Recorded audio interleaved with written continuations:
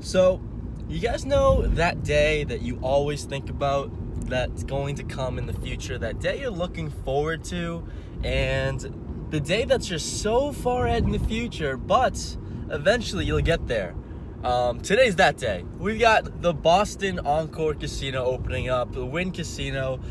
Holy shit. It's finally happening. It's here. Doors open at 10 o'clock. It's 9 a.m. right now, and we're heading there. And oh my god, I could not be more excited because today's that day that I've just been dreaming about for so long. And I'm sure a bunch of people have too. So we're gonna drive there, see if we can get some footage. Hopefully we can find some parking because I hear that is a crapshoot. But let's have a great day, guys. Let's do it.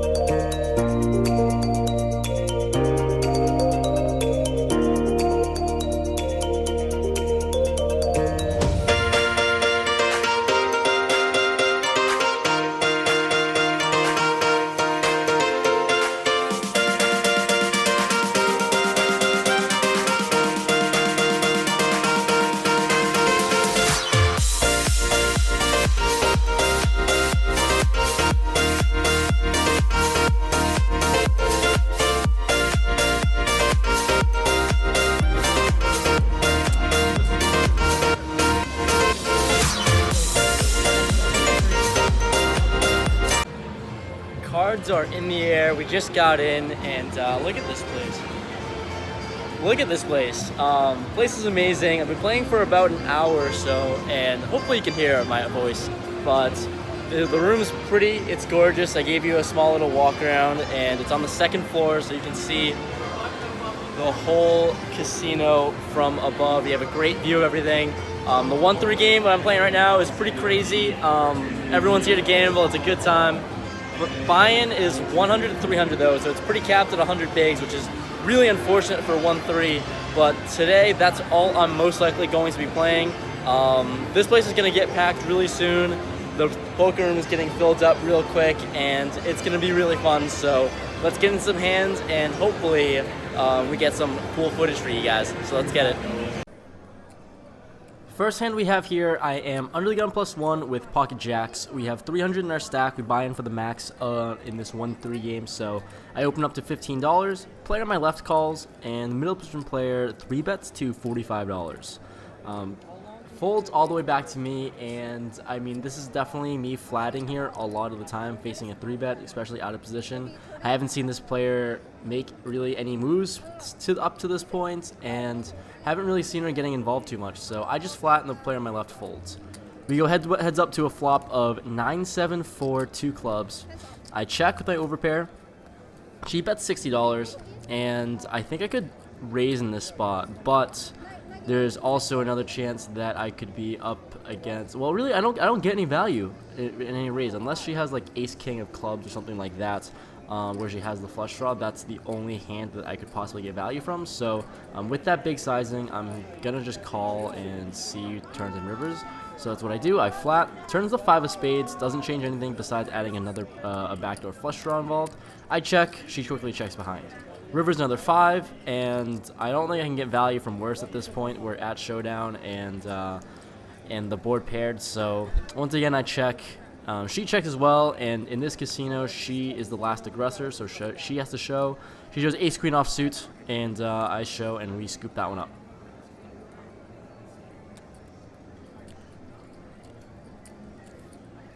Next hand, I am in the big blind with pocket queens. Middle position player opens up to $20. The button 3 bets to 60, and action's onto me. And cold calling out of position in this spot is just so gross. And sometimes the button with the 3-better can be, I guess, on the bottom of his range, or I'm hoping for it. So he could be 3-betting light in position here. So I 4-bet to 180. Middle position player who opened pre jams for 141 total. And the button action onto him, he jams for 181 on top of the 141. So it's like an extra 140 to me. And for all those reasons, like I said, I really don't like the stack sizes being 100 bigs, because for this exact reason, you can get it all in really quickly, and you don't really love the situation. So for such little bit more, I decide to call. And we are 3 ways all in to a run out. So button player has pocket aces. He made that known, and I don't know what the middle position player has yet, but I am crushed. Flop comes jack 5 deuce, 10 on the turn, and a 6 on the river. Middle position player flops top set with jacks. He takes down the main pot, and the button takes down the side. And I am here just donating money left and right with my queens. So that's how that hand went. Next hand we get involved in, I'm on the button with 10-8 suited spades. A middle position player, the guy who had jacks in the last hand, raises to $15.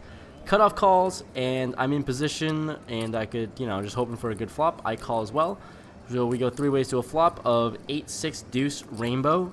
Pretty dry board and pretty ideal with top pair. Middle position player, C bets $35. Cutoff folds, and I'm going to flatten this spot. I thought about raising sometimes, but honestly, I also just thought about 3-betting on the button too, just 3-betting, mixing in 10-8 like suited gappers in my 3-betting range, but I didn't do that. So I just flat here on the flop with top pair. Probably going to raise on the turn, given good cards. Turns of 4 diamonds, one of those cards I liked seeing. It adds a backdoor flush draw as well, and he ends up leading out and jamming. His stack covers mine, and I I only have about 250, so he's jamming 250 effective, and it's a $250 bet into a pot of like 130, 120, 110, something like that. I tank for a while, I think about it, and I'm just getting a terrible price to call here. He has all the overpairs in the world and overs and flush draws and a bunch of equities, so I decided to just let it go. Didn't really feel like mixing in the call there, and he shows pocket aces, so we run into aces twice really early into the session. Very next hand, I have sevens in middle position. Player on my right opens to $10. I just flat this $10, hoping to see a flop, probably just set mine. The button 3 bets to $30, and we both call. So yeah, let's do it. 3 ways to a flop in middle position of 8, 5, 6 rainbow. Flop an open ender, and we've got a lot of outs, and it's probably one of the better boards for my pocket 7. So it checks to the button, who bets $40, and he's really short. He only has about 54 behind. So if I'm calling on the turn, then I'm definitely going to call a jam on the river because he's just so short. So the guy who raised pre-first to my right, he folds to the $40 bet, and once again, I decided to play this weird. I don't know why I didn't just jam here if I thought I was good, but I just flatted that $40, seeing a turn and thinking I could get away, but realistically knowing I'll never get away from any turn card. Turns a 10, doesn't help us out, but we're still open-ended, and we're trying to see something good. I mean, a 9 isn't the best card for us, but we still should be good here. So I check. He jams 54. Once again, I just have to call this. River's another 10, so we broke out on our open-ended straight draw. He shows pocket jacks and scoops it up, so we double him up here, and just kind of stupid for me. I really would rather just get it all in on the turn. It wasn't going to change anything anyway, or on the flop, I mean, but it wasn't going to change anything, but I really don't like how I played that hand. Shortly after that, we're in the cutoff with ace-8 of clubs. This one, it gets a little interesting, so let's do it. The middle position player limps. A hijack player raises the $15, and I'm next to act, and I decide to 3-bet to 45. Action ends up folding all the way around to him, and he makes the 4 bets. It's a weird 4-bet, though. It's a min 4-bet of $90, and I'm a little bit confused.